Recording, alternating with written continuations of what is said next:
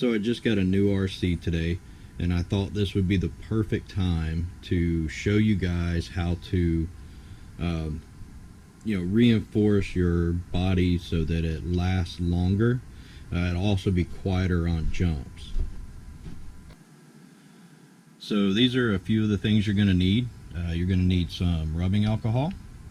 You're going to need some thin drywall patch tape, a pair of scissors, some paper towels, and some sort of plastic or peelable paint coating. I'm using Plasti-Dip here, but I have used the Rust-Oleum stuff as well in the past.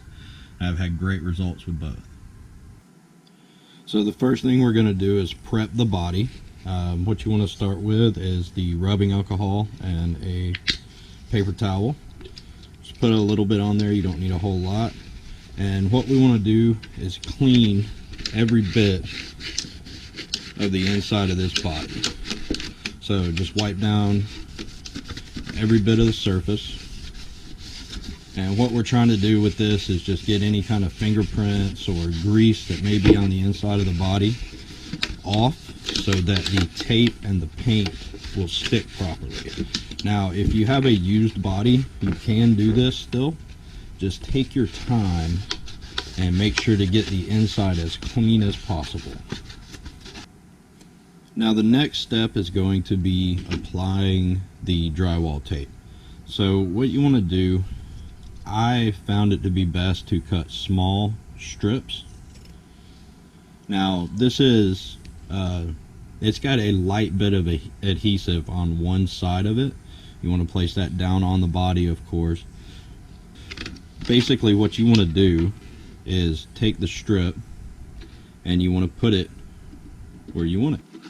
Now this stuff doesn't adhere very well, but it will stick and it will hold. So just basically stick it just like that. And what you're going to want to do is you're going to want to do the entire body, do as many pieces as you can, and when you get to the tighter areas or the areas here like where the body posts go, you can reinforce that with extra strips. So just layer your strips, and you can make those areas much stronger where the body's most likely to wear.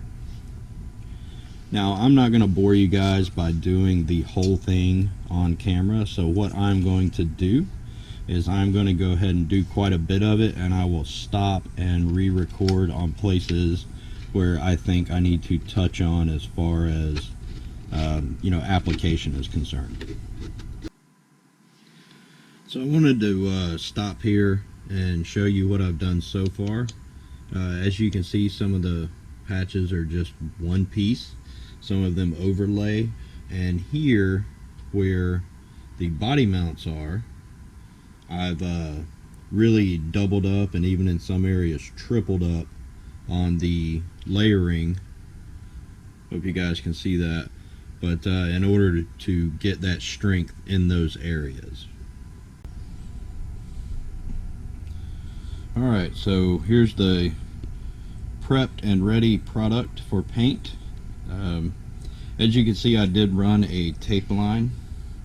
Plasti-Dip is a peelable coating, so any overspray can be dealt with, but just to speed up the process, I like to tape my edges so that I don't have a lot of work to do after I've painted. Now, one thing I do want to touch on before we paint is any of these coatings are can have some effect on either a dipped body or decaled body, or even some types of paint that you're going to use. So I would recommend a small test section. Any paint manufacturer is going to recommend that as well, but I don't really care if it has an effect on the way the actual body looks, because I'm going to bash the crap out of this thing anyway, and I'm not really worried about the effect that it has on the paint scheme, if it bubbles or has just a little bit of discoloration here or there. The final thing I'd like to say before we actually apply the paint is please follow all manufacturers' recommendations, applications, drying time, such and such. I'm not responsible for you screwing up your RC or getting poisoned by paint.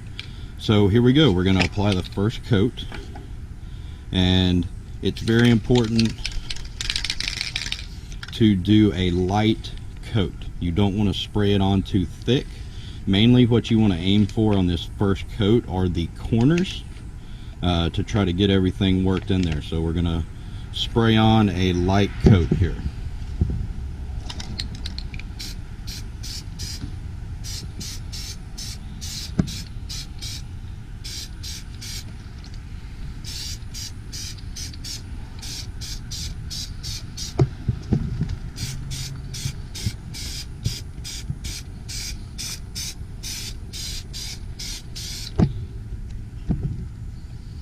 Alright, so that's it for the first coat. We're going to let this tack up as per the paint manufacturer instructions.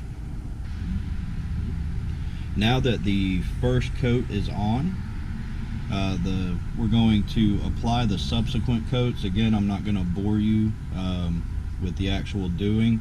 One thing I will point out is that as you're applying the paint, you will see some areas that start to peel up.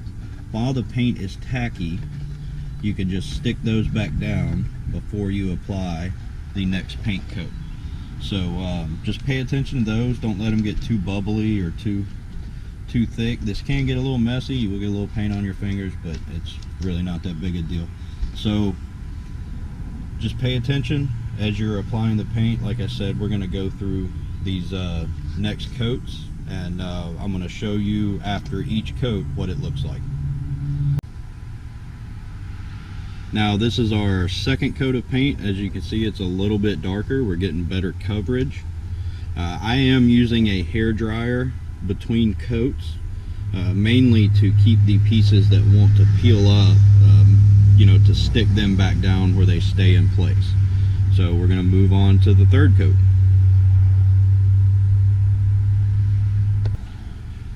Now as you can see by the third coat, we're laying on much thicker coats of the peelable paint.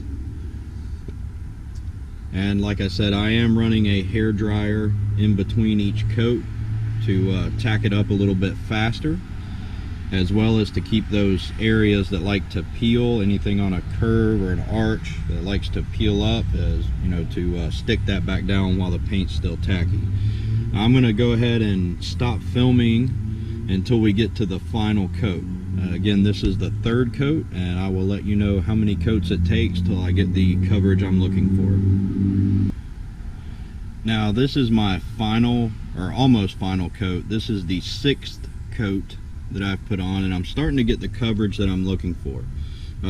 What I'm looking for is for it to just start to cover the areas where the tape is. So you can see how it's starting to smooth out, and you can't tell really that the tape is there.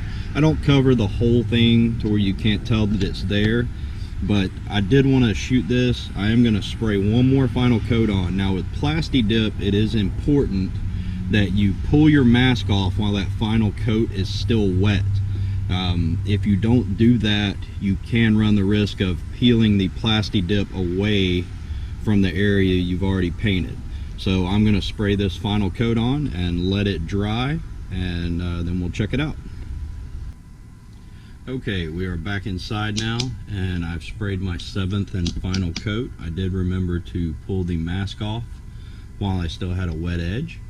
You can see the final product. Now this is not cured. Again, follow all the cure times, as far as manufacturer is concerned. Do not run this body too soon. Whatever the cure time is, I would add time to that. I usually wait a full 24 to 48 hours before I put this back on the truck and let it run. Now the outside of the body was not affected at all. As you can see, I did not have any discoloration in the paint or the finish of this body. I've only had one vehicle that did that, and that was my Arrma Outcast. I don't know what it was about the coating that they used on that particular truck, but I did have some discoloration spots in the body. I don't have that on this one. You can tell that you can hear the body clips rattling around, but